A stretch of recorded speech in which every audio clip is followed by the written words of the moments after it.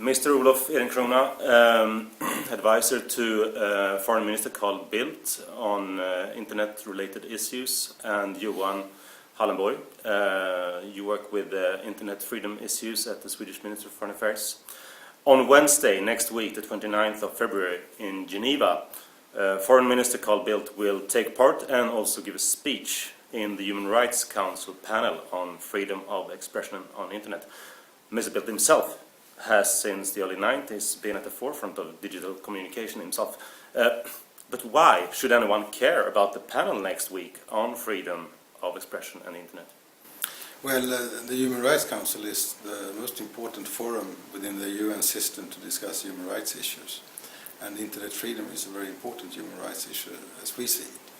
And of course we believe that the discussion in the Human Rights Council will have implications on the discussion outside the UN systems as well. So from our point of view, this is the first Human Rights Council panel that will be dedicated to net freedom.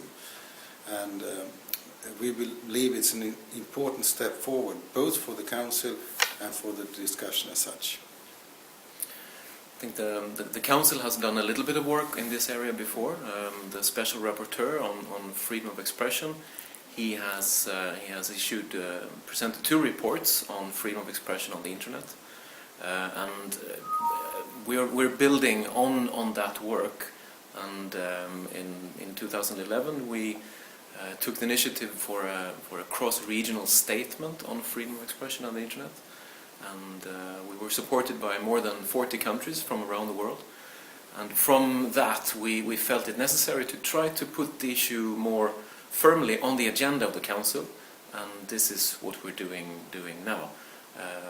So we're looking forward to the debate, and we hope that this will come out quite positively. That will help us to further the issue in the Council. I think the Council has an important role to play in sending the signal that freedom of expression is not just something which carries implication offline, but online as well. I think that's our most important message. Okay, but what is Sweden's policy to be even more concrete in the area of freedom of expression connected to the internet freedom? It's actually quite simple. The same rights and freedoms that we can use offline should be also there online. You should have the same rights to right to freedom of expression, to freedom of assembly, if you are being online as you have when you are offline. And most countries in the world respect those rights and freedoms offline, and we think it's very important that they should respect them online as well. On the other hand, we know that there are violations every day, and we have bloggers arrested and in jail, and we have other kinds of violations. And we believe it's important that the Human Rights Council addresses these issues and addresses both opportunities but also the problems. No, I think many states they focus on the problems of the internet. They focus on everything that's on there that shouldn't be there because they perceive it's a threat to national security, to the safety of children, etc. What we're saying is that there are limitations to freedom of expression, but the same limitations that we normally accept offline are the same ones that would apply online. And in accordance with international human rights law, they should be as few as possible, and they should follow strictly the regulations in international human rights law. Why then is, or how should I put it, why is then Sweden such a strong promoter internationally in this area, freedom of expression on the internet?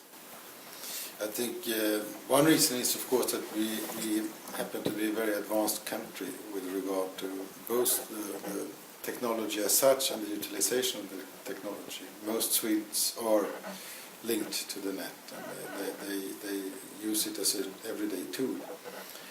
That's one reason. Another reason is, of course, our record with regard to human rights, being defender of human rights in the global dialogue, which makes it very natural for us to address this issue on the net as well.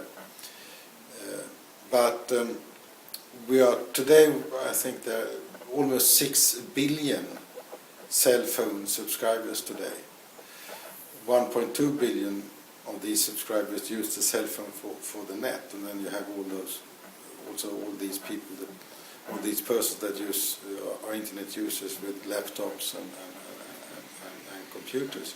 90% of the world is today covered by cell phone systems. So almost virtually the whole globe you can use your cell phone. And the combination of cell phone technology and the cloud makes a tremendous difference with regard to capacity.